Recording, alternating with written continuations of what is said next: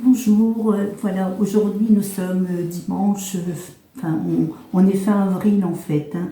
Donc j'avais l'intention de vous faire une guidance pour la fin du mois. Donc en fait j'ai mis une photo hein, ce matin, donc pour choisir une carte de 1 à 4 et en fait c'est découvrir ta guidance du moment hein, pour le mois qui se termine. Voilà, donc on a du beau temps aujourd'hui, hein, il fait super beau. Profitez-en également cet après-midi. Donc en fait, j'ai préparé mon livre d'oracle pour vous lire en fait un petit peu, vous rappeler un peu ce qu'est l'oracle Béline. Parce que là, j'ai fait une guidance avec l'oracle Béline. Donc j'ai écarté mes cartes et puis suivant mon intuition, j'ai sorti 4 cartes. Donc il s'agit de choisir, je ne sais pas si vous voyez bien, en fait les chiffres, le numéro 1, le numéro 2, 3, hein, 3 et puis 4. Voilà. Donc je vais peut-être avancer un petit peu, voilà, ici. Reculer plutôt. Oh, oui, reculer. Ce serait mieux de reculer, voilà. Par rapport à la vidéo. Hein. Donc, un petit rappel en fait pour vous rappeler un peu ce que c'est que l'oracle Béline. Donc, c'est bien plus qu'un simple jeu de cartes divinatoires, c'est un instrument de guidance, d'intuition et de révélation, transmis au fil du temps par des figures légendaires de l'ésotérisme français. Il est le fruit d'une lignée symbolique et spirituelle qui puise ses racines dans le XIXe siècle à travers les travaux du mage Edmond et sa redécouverte un siècle plus tard par Marcel Forger, connu sous le nom de Béline. Donc le jeu a été rendu public dans les années 1960, mais ses origines sont plus anciennes. Selon la tradition, les cartes furent créées entre 1845 et 1865 par le mage Edmond, voyant réputé de son époque, qui aurait conseillé des figures comme Victor Hugo ou Alexandre Dumas. Donc en fait, pendant ce temps-là, vous avez le temps de choisir votre chiffre, hein, voilà. Donc c'est vrai que j'avais déjà mis en photo ce matin, mais là je vous explique un peu ce qu'est l'oracle Béline pour que vous ayez le temps de choisir vos chiffres. Donc ce n'est qu'en 1955 que Béline, voyant renommée du XXe siècle, découvre fortuitement ses cartes oubliées dans un grenier parisien. Accompagné de manuscrits symboliques, saisis par leur puissance intuitive et leur profondeur, il décide de les faire connaître au public. Alors l'oracle Béline est composé de 53 cartes et organisé en 7 séries planétaires, correspondant aux planètes traditionnelles de l'astrologie. Donc le Soleil, la Lune, Mercure, Vénus, Mars et Jupiter, et Saturne également. Chaque série comprend 7 cartes, soit 49 cartes planétaires. Et nous avons également, à celle-ci s'ajoutent 4 cartes majeures hors planète. Donc la destinée, l'étoile de l'homme, l'étoile de la femme et la carte bleue. Donc en fait,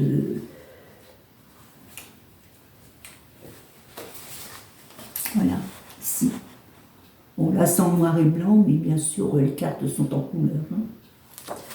Donc j'ai commandé d'autres cartes Mademoiselle Lenormand. Donc je vais recevoir la semaine prochaine et j'espère que ça vous plaira. Elles sont magnifiques, elles sont bien illustrées, les couleurs sont très jolies. Et puis il y a en fait un livre qui explique en fait comment tirer les cartes Lenormand. Et vous allez voir, c'est très beau, c'est très intuitif. Et en fait, on me l'a conseillé, hein, ce jeu de cartes. Donc je vous le montrerai quand je l'aurai. Et j'ai commandé également d'autres jeux de cartes pour les messages, en fait, les messages, les guidances, etc. Voilà, bien.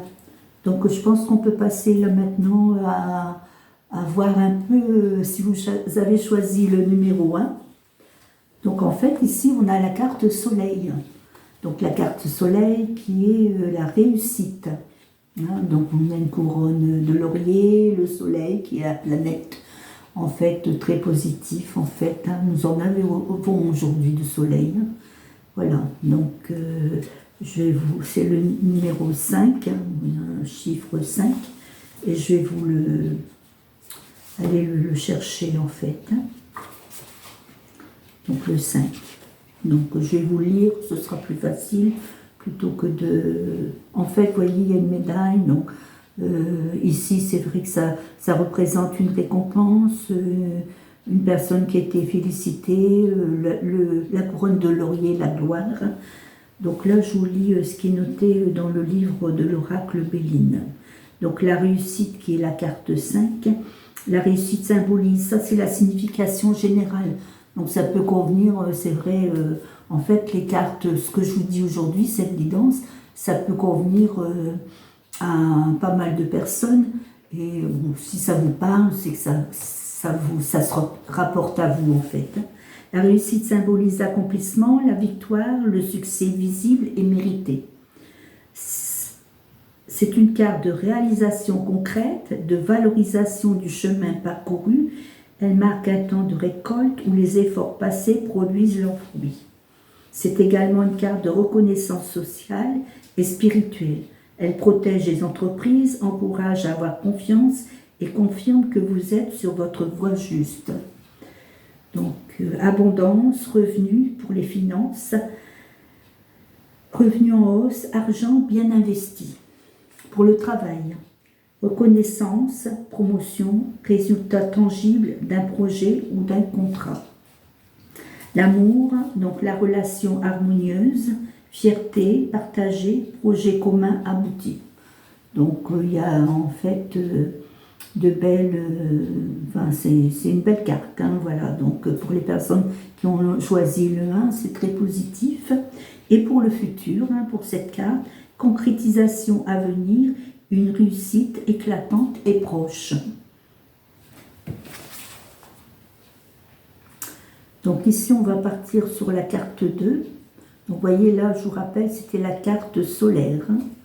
Ici, on est sur la carte Mercure, la carte 18. J'avais mis des petits post-it juste avant, en fait. Donc la carte 18, ça doit être ici, oui. Le changement. Donc le changement, en fait, vous voyez ici, hein, je vous en ai déjà parlé hein, de cette carte, si vous avez regardé mes vidéos. Vous avez des nuages, ça tourne, le soleil, la lune, hein, il y a une petite perturbation. Hein. Donc la carte de Mercure, c'est pas complètement négatif, hein, c'est peut-être en fait. Hein. Voilà. Le changement annonce, de toute façon, il n'y a jamais de carte négatif ou positif complètement. Le changement annonce un tournant décisif, une mutation en cours, un besoin de réadaptation rapide. Il peut être volontaire, hein, le besoin de réadaptation, ou imposé. Le changement, ça peut être, vous décidez de partir d'une entreprise ou en fait, vous êtes licencié. Hein. Mais il est généralement nécessaire et bénéfique. Donc, vous voyez, comme je vous disais, c'est pas totalement négatif, parce que quelquefois, il nous arrive des choses, et tout compte fait, quelquefois, en partant d'une entreprise, en allant dans une autre entreprise ou autre, ça peut être au niveau des sentiments, au niveau de plein de choses, en fait. Hein. Tout compte fait, après tout, on a le droit de diriger un peu son avenir. Hein. Cette carte représente une énergie dynamique et évolutive, une sortie de zone de confort, souvent pour aller vers une version plus alignée de soi. Vous voyez, elle vous pousse à ne pas résister à l'évolution, à accueillir ce qui bouge, même si cela vous déstabilise temporairement. Donc, vous voyez, il ne faut pas avoir peur. Hein. Donc, c'est une carte qui vous encourage quelque part. Donc, pour les finances, changement de revenus, opportunités, nouvelles ou transitions financières à gérer. Pour le travail, réorientation, mutation, nouvelle mission ou reconversion.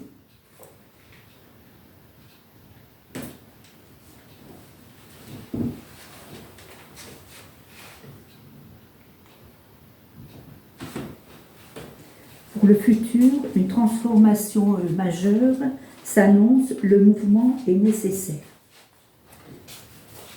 Il y a quelqu'un qui vient de passer. Voilà. Donc, la carte, ici, la carte suivante, c'est la carte 21.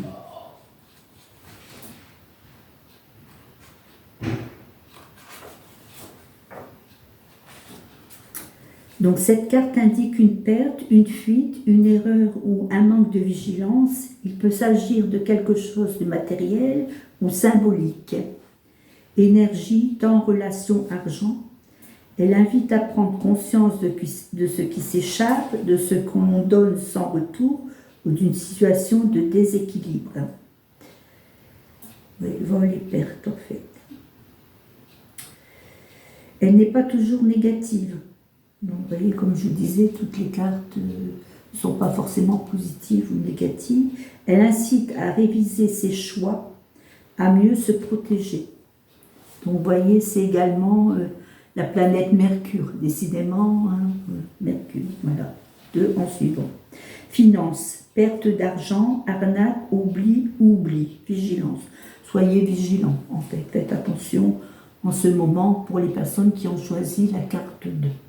Pour le travail, une erreur, négligence ou projet mal engagé. Donc négligence, hein, toujours l'attention.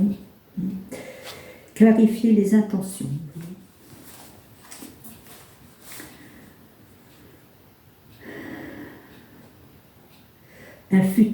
Pour le futur, une perte sera salutaire. Vous ferez de la place pour mieux clarifier les intentions. Alors, là, pour les personnes qui ont choisi la carte 4, le soleil, donc l'élévation. Voilà. Donc l'élévation qui porte le chiffre 6.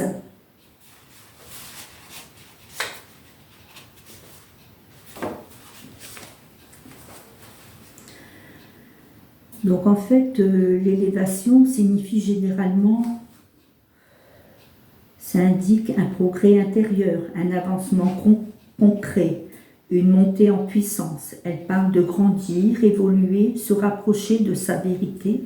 Elle peut concerner une élévation professionnelle, sociale, affective ou morale. C'est la carte de la prise de hauteur, du regain d'estime personnelle, de la capacité à franchir un cap. Elle encourage à rester humble et déterminé, car cette ascension est stable.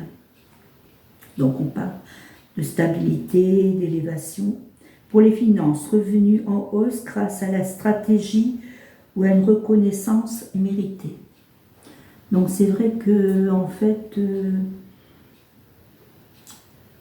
c'est mérité, donc c'est par rapport au travail effectué, c'est une récompense en quelque sorte. Travail, promotion, développement d'activité, visibilité accrue.